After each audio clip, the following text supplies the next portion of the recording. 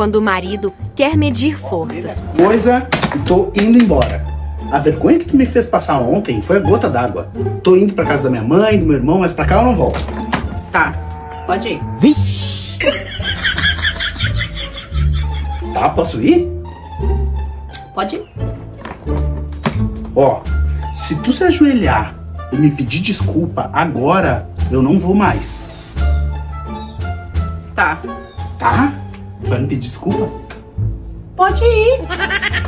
Ó, não precisa nem se ajoelhar. Só me pedir desculpa e admitir que tá errada. Eu fico. Pode ir. Quer que eu chame um Uber? Ó, não precisa nem me pedir desculpa. Só me dá um abraço e eu fico. Pode ir. Eu vou ficar, tá? Eu vou ficar só pelo desaforo.